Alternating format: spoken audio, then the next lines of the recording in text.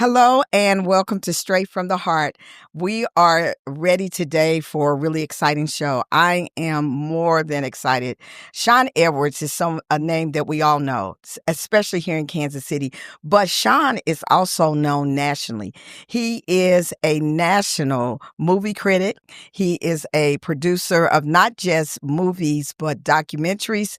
And he is absolutely the one in Kansas City that promotes Black cinema, the history of Black cinema, and just being in his Blackness completely.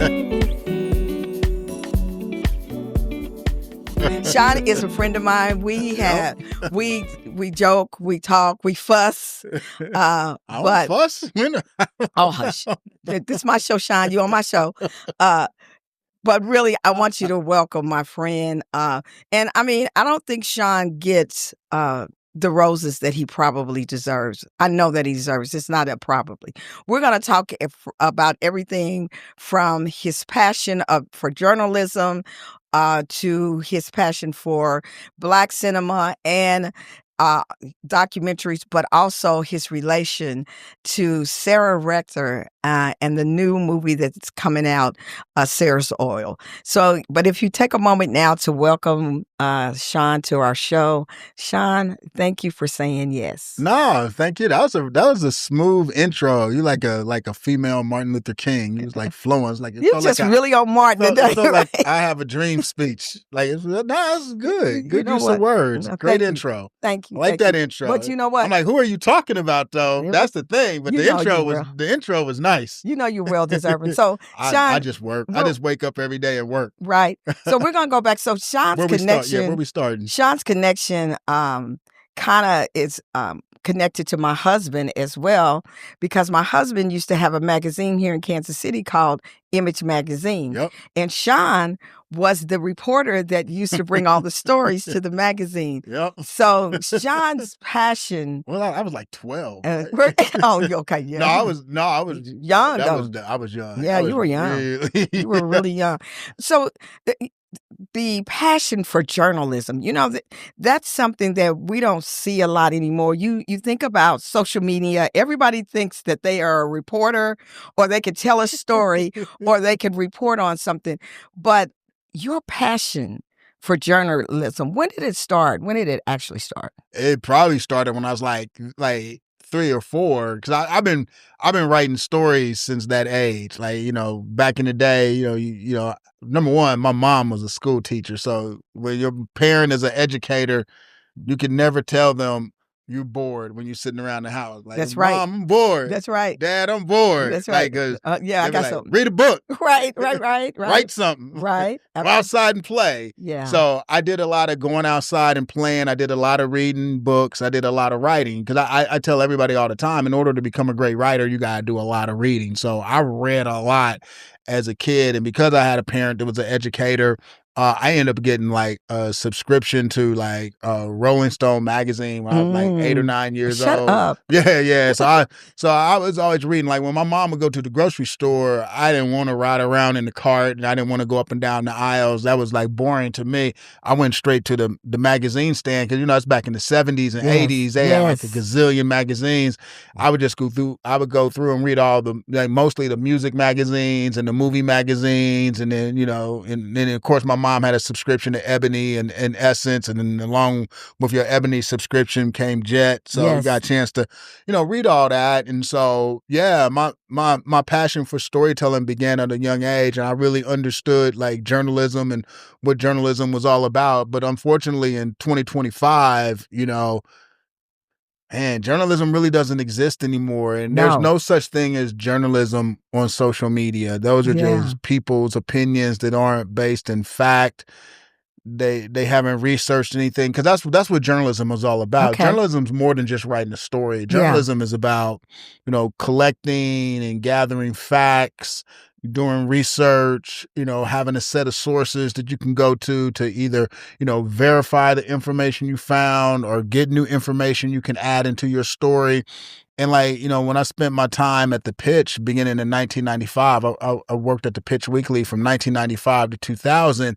I mean, there would be certain stories that I wrote that would take like 4 to 6 months from start to finish. Okay. Because you do a lot of research. You do a lot of like digging and clawing to make sure that, the story is balanced and you have all the facts. You have the what and you have the why and the who and the when, and you verify, everything to make sure it's as accurate as possible. Now people out here typing stuff in 2 seconds and sending it out into the world, and it's not verified, it's not researched. I mean, it's basically just garbage. So, well, we get a lot of that anyway, and journalism's gone. It's gone. I mean, even Like, on completely. the legitimate stations, we have there's been several. Well, I still work for one of them, so I gotta be careful. I'm just saying that there have been some top notch anchor people who have been removed from their position because they did not do their due diligence and they reported on something that's without true. fact. Now, I will say this though: when you watch your local news affiliates, I still think like your local news affiliates, like WDAF, which I work for, or KCTV5, or KMBC, or KSHB, they still do a fair amount. They of do journalism. a great job. It's the national news channels that have fallen victim to this whole like opinionated style of communicating with audiences, where you get two people, one on this side, one on that side, and all they do is shout at each other. So that's kind of where journalism is gone on the national level. It's a lot of shouting, it's a lot of screaming, but very little information being disseminated. Right. It's terrible. I can't. I can't I know. do it. I can't. It's hard. It is hard to watch. Horrible. It's well, horrible. and then they have a lot of these programs now where they invite people to the table, and it's too much. They have a lot of. So you don't know what information you're getting that is correct information. Well, and then also another thing too is like, sometimes they'll have these people on and you don't know their motives. Right. I firmly believe that a lot of things that these people are saying, they know good and well they don't believe in what they're saying, and it's just all a bunch of noise created to keep people watching because people like confrontation. This is true. So let's switch gears. Okay. So in 2000, you went to work for WDAF. Fox 4. Most people know it as Fox 4. I'd be confusing people like, what's this WDAF? So, Fox 4 News. Yeah, so of course I come up under the WDAF right, back era. in the day, and that's back when Gayle King worked at Fox 4. Absolutely. Yeah. when TV Harris went Faulkner. off, when TV went off at midnight, and he had it. TV sound. and the radio. Everything. Yeah. But that's actually, we should go back to that. Like they should shut down social media at midnight so people can just like refresh their brains, right? Yeah, that wasn't a bad thing, but that was back in the day. Yeah. So when you first went there, what was your position? The same. I've always been the film critic. So you've been in film critic. Yeah, I started. That's weird. So people don't get it wrong. Like, look, that does not happen, because generally in news, like you graduate from high school, you go to college, and you study broadcast or you study journalism, then you graduate from college, and then if you want to go into TV, whether you want to go in as a reporter or going as a producer or going as an editor or whatever you want to do, you usually start at like some smaller station, like in like Amarillo, Texas, or Little Rock, Arkansas, or Fargo, North Dakota, and you work there for a couple of years, and then you go to a mid-sized station like Topeka, Kansas, or like a mid-sized market, and then you get good there, and then you move up to like a Kansas City, and then you work there a couple of years, and you move on to like a Atlanta or Detroit, and hopefully you land up in LA or New York. But it didn't work like that for me. My situation was much different. So my situation actually came about because I used to love, I was like the biggest hip hop head on the planet. In fact, at the time I was freelancing for the Source, Vibe, XXL magazine. Mm-hmm. So before I even started working at Fox, I was already hanging out with like hip hop artists. Like I wrote stories on like Dr. Dre, Jay-Z, Diddy at the time, before we found out Diddy was crazy and corrupt, Lil Wayne, but all the biggies in hip hop. Like I had all their numbers on my cell phone. I could call them. Hey, I'm about to do the story. I'm about to do this and that. So I loved hip hop. So every weekend I was going out to the clubs. So going to the club helped me land the gig at Fox 4 because there was a producer at the time that went to the same club. It was down on Southwest Trafficway, and they had this on Tuesday nights. They had this thing called Fat Tuesdays. Every Tuesday, you go down to Club Oasis. You go down to Club Oasis, and you show up about. This is back in the day where you show up at about midnight. And then you party until 3 a.m. Like, That's right. It was crazy back then. But one of the producers worked there. And I remember in person, she told me, she's like, "Oh, yeah, you the dude that writes all the movie reviews and the pitch," which was true. I was one of 6 film reviewers at the Pitch Weekly. And she was like, "Yeah, I like your style." And so, we kind of exchanged numbers. And then maybe about like 6 or so weeks later, she called and said Doug Moore, who was a film critic at the time, who had done it for 25 years, was retiring or getting kicked off the air, whatever happened. He got kind of old and curmudgeon-y and said some crazy stuff on air. So I think they were kind of like, it's time to go. So she was like, they wanted to continue that tradition of doing like film reviews. And so she said, "You should do it." But I was like, at the time, I had always just been a writer. I had no ambitions to ever be in front of the camera. So I thought that they wanted me to come in and I would write it and then somebody else would read it or they would incorporate it into the newscast. But they actually wanted me to like be a part of the newscast. And so I think I went in to the station like on a Monday or Tuesday. I remember the general manager at the time was Stan Knott. And Stan introduced me to the news director and a couple other people at the station. And we went back to Stan's office and Stan was like, "Do you think you could start Friday?"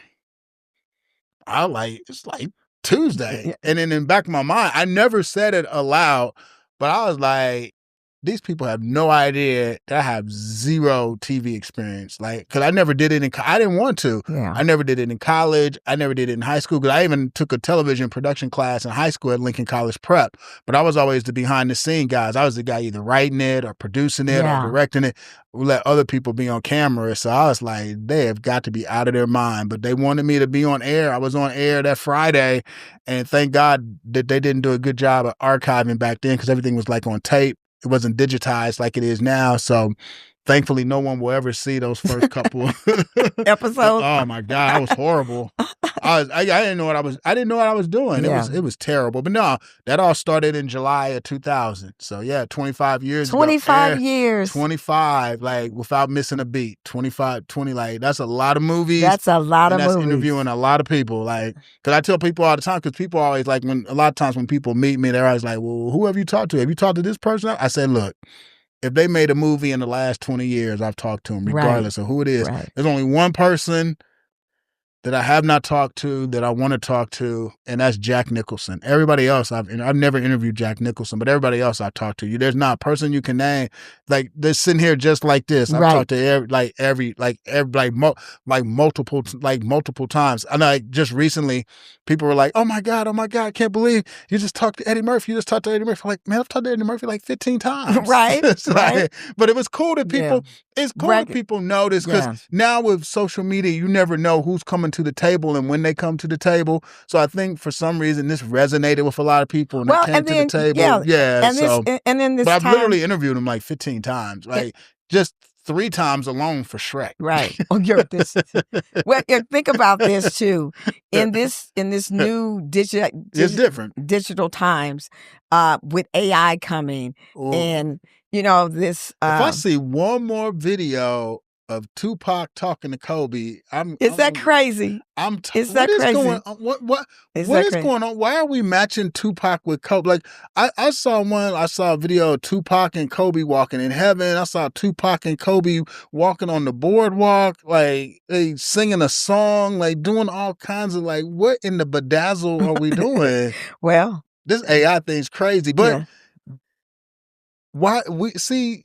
That's just one facet of AI. I don't think people understand how important AI is. It's more than just in creating stupid memes. But that's where we at with it right now on social media. Right. Creating stupid memes. Right. Kobe breakdancing with Aaliyah. So let's touch on that just a little bit. I don't want to stay on it because AI on AI or Fox 4? AI. Are we done with Fox 4? With Fox 4 because we're going to move on. Yeah, it's 25 years, a long time. We done. But it's still going strong. But now we're talking about absolutely. I just don't want to replace me with AI. No, come on, that's where I'm going with this. This is where I'm going with it. Okay. So AI is important. No, And it's extremely and important when used for the right when thing. it's used for the right For the right thing, things. and it's put in its perspective. But when we start using things that replaces the actual, it becomes dangerous where Well, we are making up stuff. yeah, but we're humans. Yeah. We use everything for the wrong reasons. I Mm, mean, mm. we use the Bible for the wrong reasons. Okay, So now why aren't we going to use AI for the that's going wrong to be another reasons? one of our shows. You know, we need to talk about that Well, too, and we we can do. go all day long on that. But that's going to be another show. Misconstruing passages, Right? Lord have mercy. misinterpreting things, Right? Absolutely. to use it for your good or dominance of Right. another race or culture or people, or people, or whatever. Yeah, but no. or so gender. You know we're gonna misuse Yeah, AI because we right. misuse the Bible. That's just true. So let's talk about a little bit about legacy.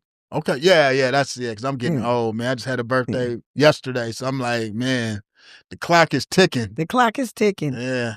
So Black men don't live as long as black women, so my clock's at double time. It just depends. But let me averages. So a couple of years ago, I had the opportunity to meet your family and meet to possibly be on a project to restore the Rector house. Oh yeah, it didn't pan out. No, but that's so unfortunate. But that's another whole show too. Yeah, but what was interesting to me was the history, and again, we find this is another place where I found history that, as an adult, I'm just learning about. I mean, the real history. We get a lot of overshadowed stuff, but really getting the real history is important. I think about Black Wall Street. A lot of people never heard about Black people, had never heard of Black Wall Street. No people until we got a certain adult age. I guess my focus is, as a Black culture, we are losing our legacy because we're not telling the stories. We're not continuing to tell the stories to our generation so they can keep it going. What I learned about the Sarah Rector story was overwhelming. It was overwhelming. And you haven't even heard, you've only heard like 1%. That's the thing, you haven't heard 1%. But I will say this, as Black people, archiving our history and then telling our story, particularly in the United States of America, has been very difficult because by design, they didn't want us to tell our story or know our history when we were first brought over from Africa, because that's the whole part of the process, to indoctrinate you into whatever they're trying to turn you into, which at the time was, forced labor. And if you have a connection to where you came from, it's hard to convince somebody to work for free or be dominated by another culture, because you have your own culture to lean on and fight back against with. So that's always been by design. So I kind of give us a pass on that. Also, we've never controlled the mechanisms of documentation. I mean, if you talk to most Black people in the United States, they don't know their great-great-grandparents because there's not a history and there's not a legacy of keeping track of family trees. And because we didn't have the economic resources, there was no financial reason to know who your mom's parents were or who their parents were, because there was no wealth to distribute or share down. Right. That makes a huge, huge difference when you're trying to keep track and trace your history. We also don't, we didn't control any publishing companies. We didn't control the school boards. I mean, so there's a lot of pieces that we didn't control that led to us not knowing our history or not having our history told. I mean, we don't know a lot about history. And the thing when it comes to Sarah Rector and, her presence in Kansas City and the mansion that she lived in, most people don't know. I mean, there's thousands of cars that drive up and down 12th Street that probably, they pass by that house every day and they don't know. But, we didn't do ourselves any favors because there's no sign in front of the house. Right. There's nothing explaining, why this house is still standing, who lived in this house, why this house is important, and so forth. So, I mean, there's a lot of elements that lead to us not knowing our history, but it's getting better.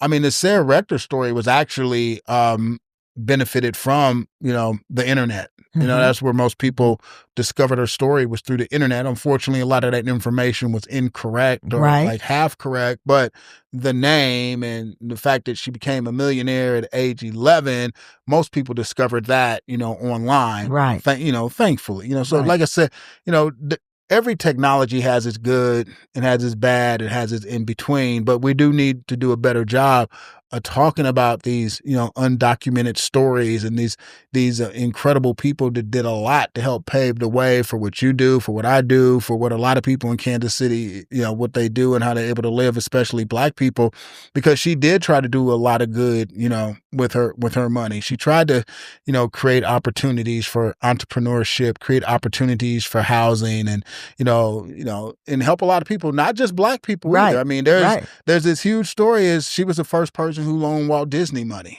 Right. So there's a lot of things out there that haven't been told that need to be told. But I'm greatly appreciative of the film, Sarah's Oil. I think it was a great starting point. I thought they did a really good job by, telling the story of her at an early age.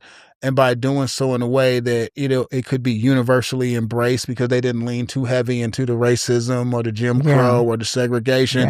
And they were able just to tell a really authentic story about perseverance and survival with the facts that happened, with her, and the fight against the courts and the fight against the oil companies and the fight against, having, people look, guardians and that sort of thing. So it's well done. It's a good looking movie. It did well at the box office. So I'm super thrilled about that. And so hopefully, people will be interested and want to see the house even more, and we can get a sign put up in front of the house, and then we can tell the second half of the story, which is, I think, equally as amazing as the first half of her life.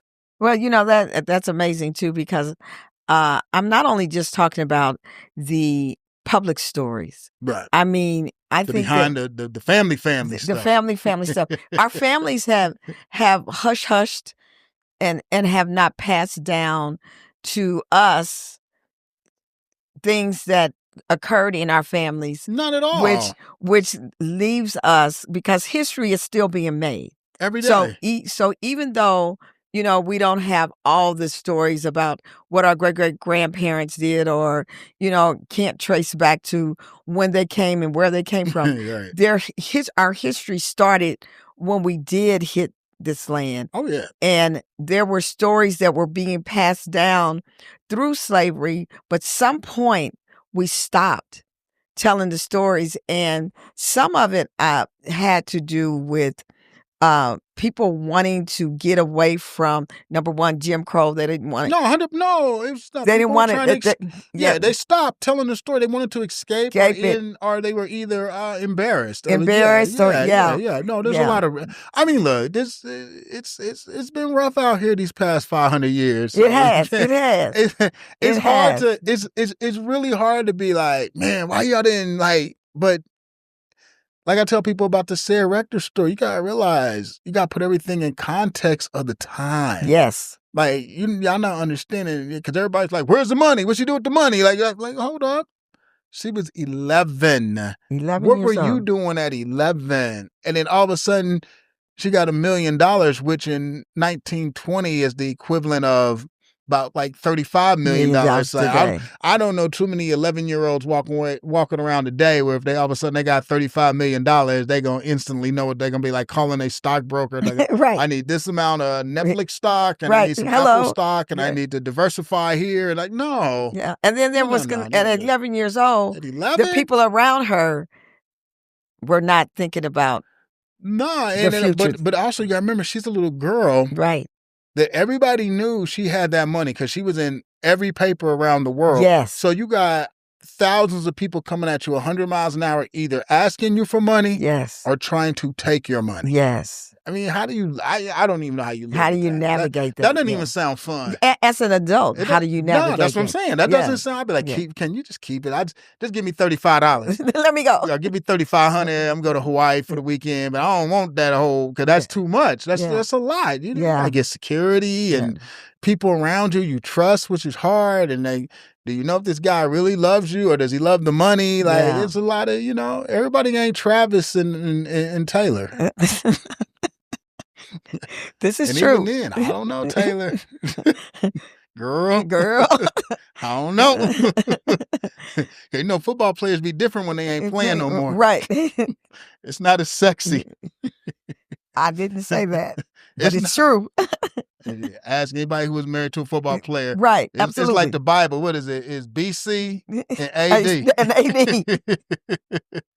BF and AF.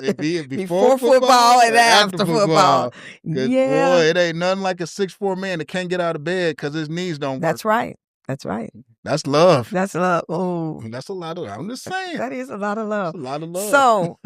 So I really more love than I've ever been able to handle.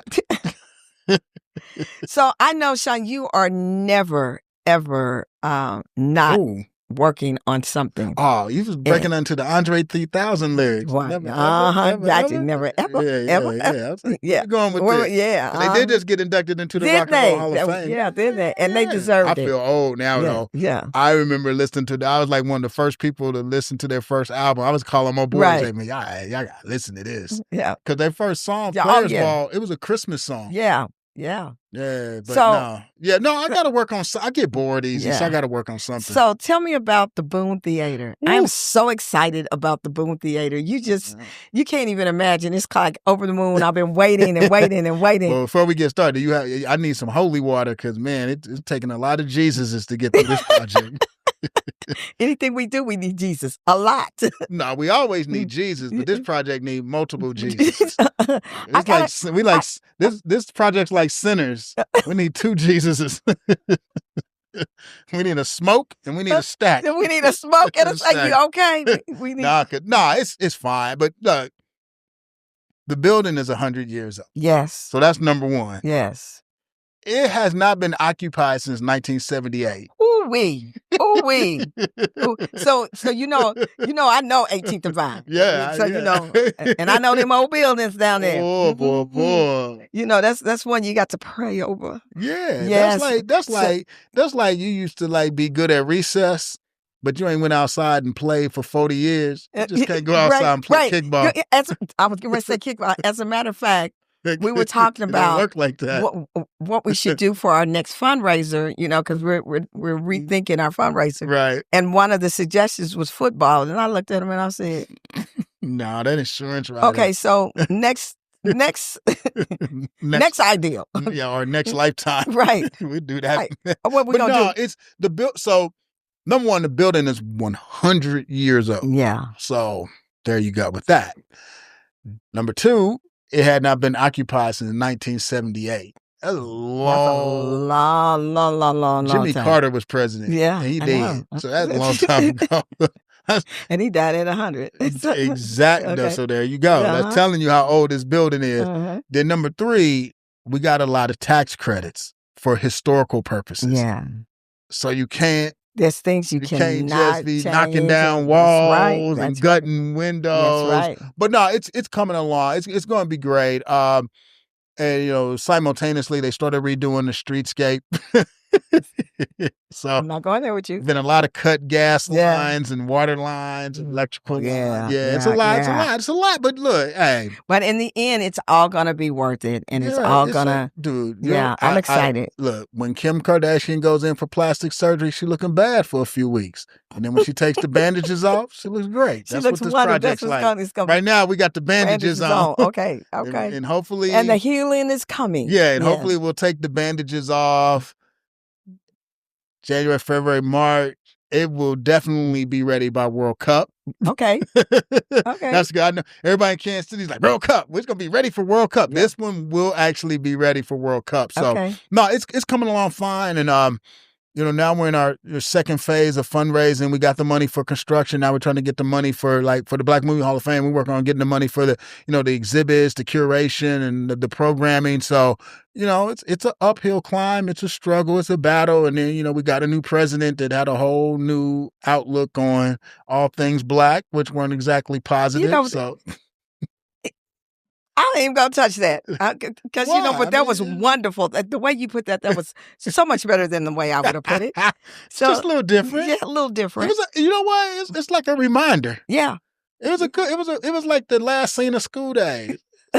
Wake up. Wake up. Like, Yeah. wake up. So Yeah. we're awake. Yeah. And we're working on it. I just think 18 Divine is going to be beautiful because I think at the end of the day, what we're trying to accomplish down there is going to be magnificent because you're going to have the Negro Leagues Baseball Museum, which represents blacks in sports. Yeah. I know the focus is baseball, but they deal with blacks in all sports. Yeah. They're going to have the American Jazz Museum, which deals with one of the greatest genres of music ever created, which is uniquely American. Yes. And then you'll have the Black Movie Hall of Fame talking about all the cinematic contributions black folks have made, which have been tremendous, regardless of what the Academy Awards say.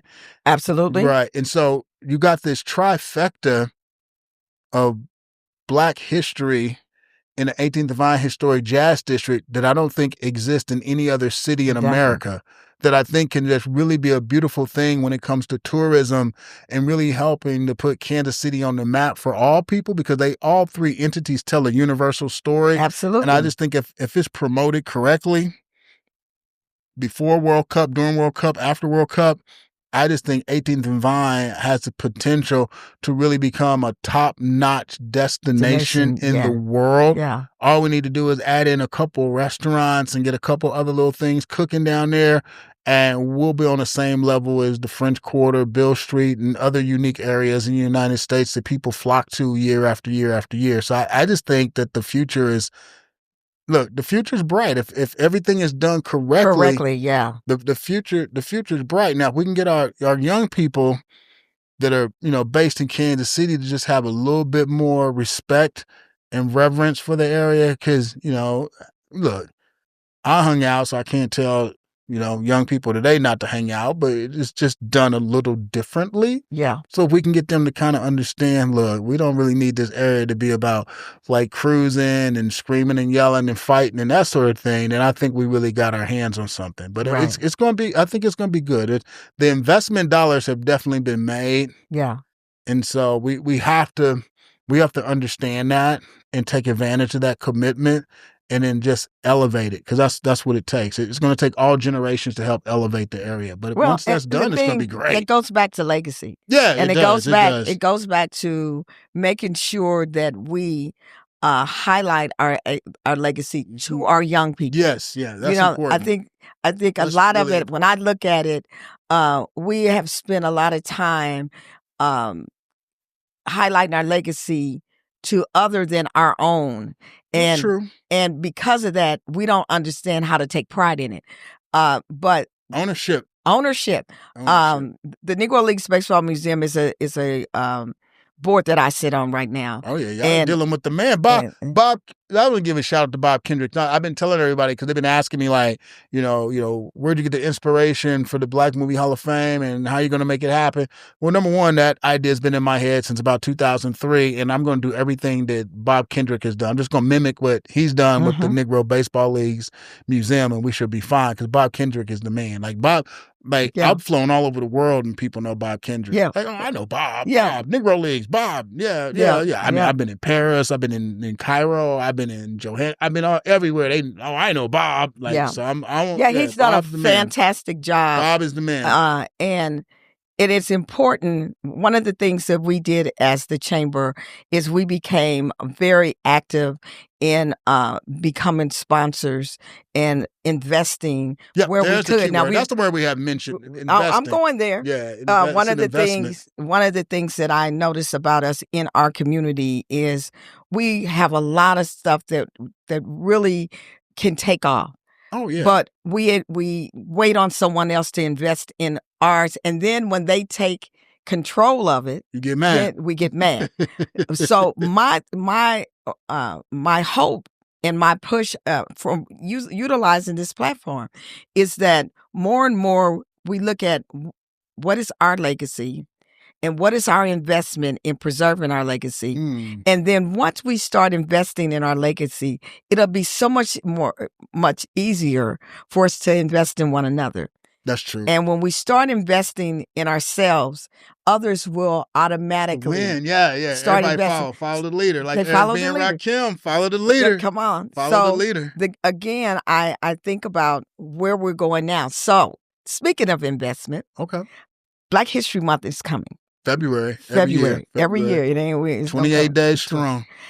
And for the Harlem Black Chamber of Commerce, we intend, we started last year, and we intend to make it bigger every year, because when you look at other ethnicities and other celebrations around cultures, uh, first, they get more days than us, but Well, second, that was just a coincidence. I am not putting it down as That's that. G. Carter Woodson's fault. I'm just saying G. that Carter I Woodson. know whose fault it is. It started out with a week, so let's start Yeah, there. that's But what I'm saying, I would like to find more partnerships Oh, okay. in what we're doing to That's really, fabulous. to really grow our exposure and showcase, so that our children will look and say, okay, there is more legacy happening.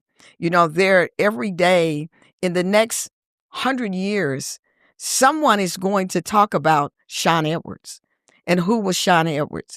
And if we're not passing that on and recording that and locking that in, Yeah, you got to record it. we're not going to know who Shawn Edwards was.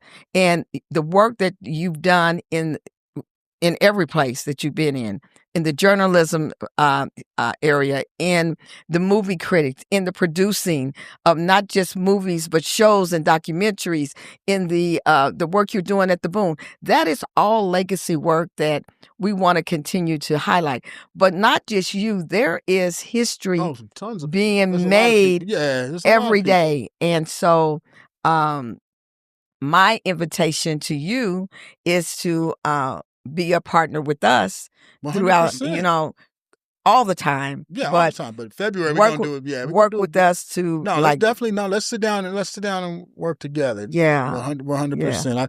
I talk to Ali Gates a lot. He's always talking about how we got to create these partnerships. Yeah, I sit at his feet as often as I can. Man, I go and sit at his feet. It's nothing like give me a lot of good. Give me a lot of good advice. So they call him Jules. Yeah. I always follow his advice. Yes, great advice. Yes.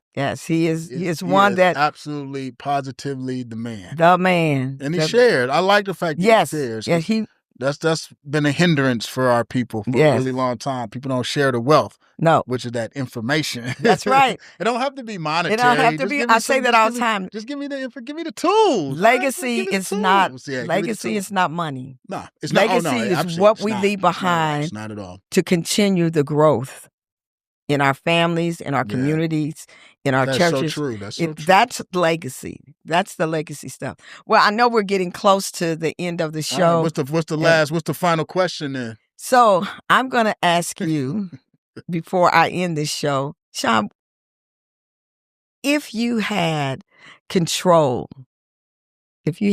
control of what? Of what's happening now and I'm going to say in media, in the world of media, especially for our next generation. Yeah. What would you do differently, or what would you do that may even change the direction in which our young people are going when it comes to the utilization of the media and, those platforms that are out there? Yeah, I mean, since we're doing a hypothetical thing, if I had complete control of that, I would pick up my phone and, first person I would call would be Mark Zuckerberg and tell him, look, we got to shut it down. No more Facebook, no more Instagram. Then I would call the crazy dude that owns Elon. Like, we gotta shut it down. And the dude that owns Google be like, let's just shut this all down.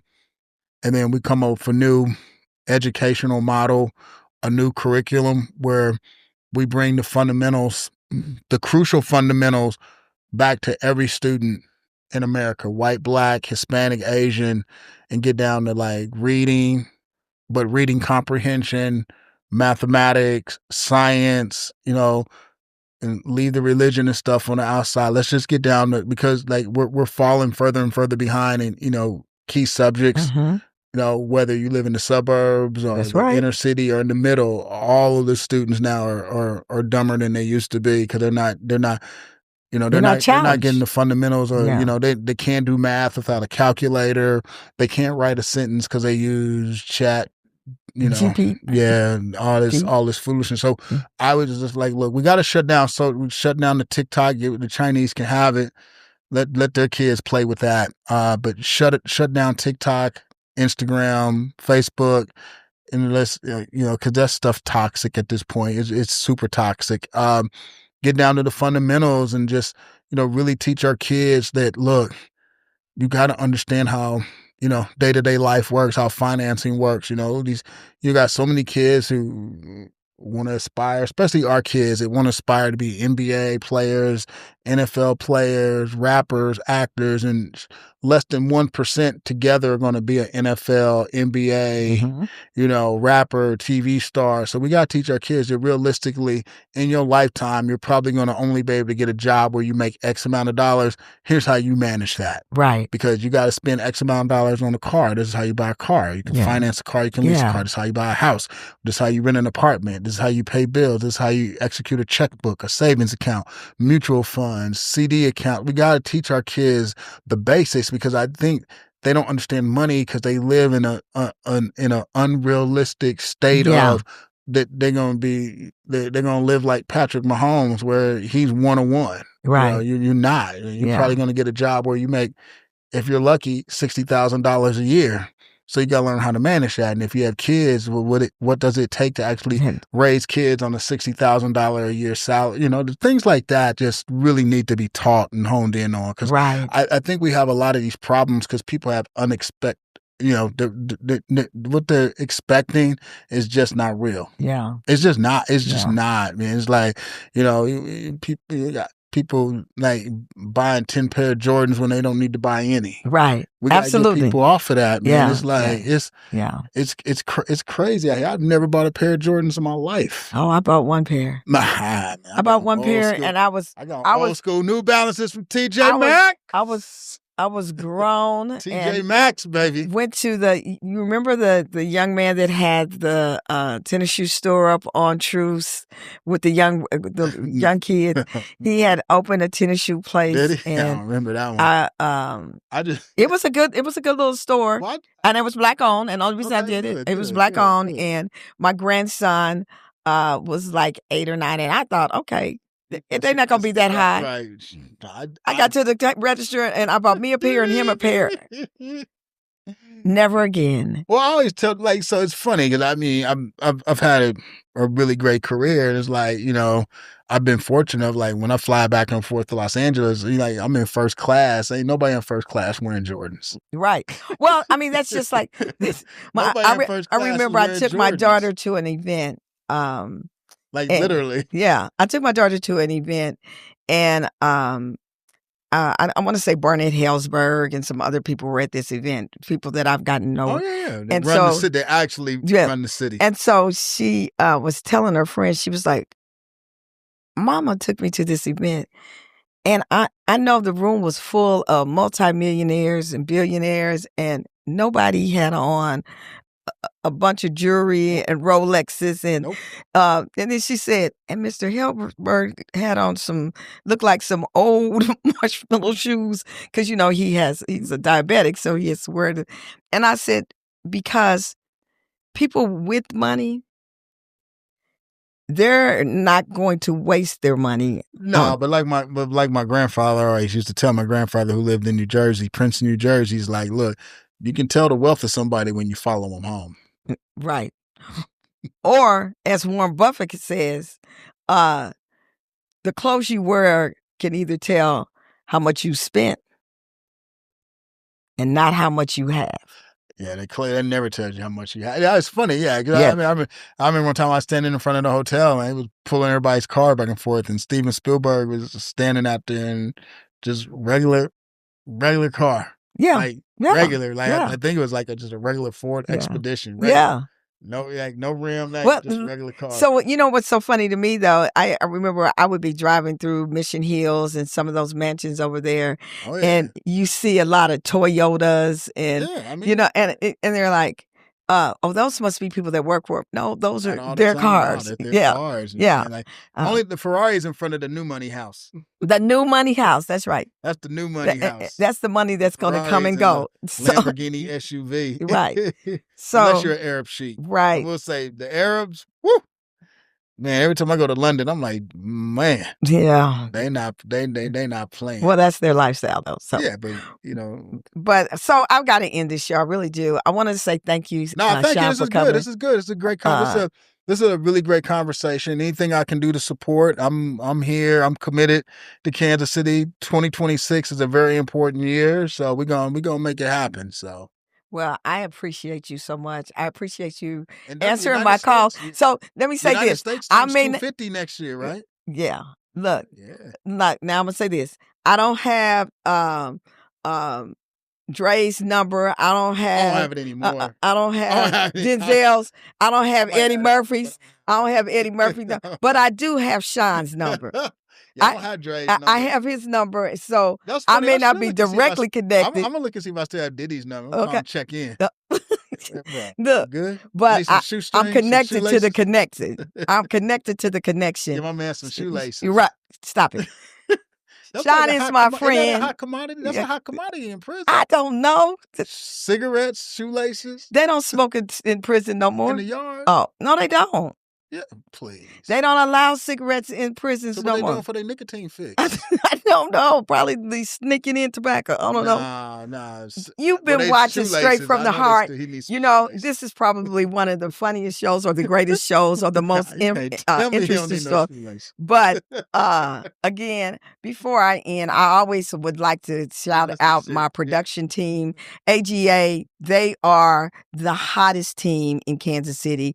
They are the for real, and just keep following us. Hit like, also share our show, and then know this: if you need any type of production, because I'm not one that's greedy, I don't hold on to anything. AGA Production is the team you want. If you want quality, you want good service. They make movies too, don't they? And they make movies. They need to make a movie off this portrait. This Martin Luther King portrait. Like we're going to end the show. Thank you for coming. Thank you for having. Thank you for. It's not for sale. Thank you for being with us today. You've been watching Straight from the Heart.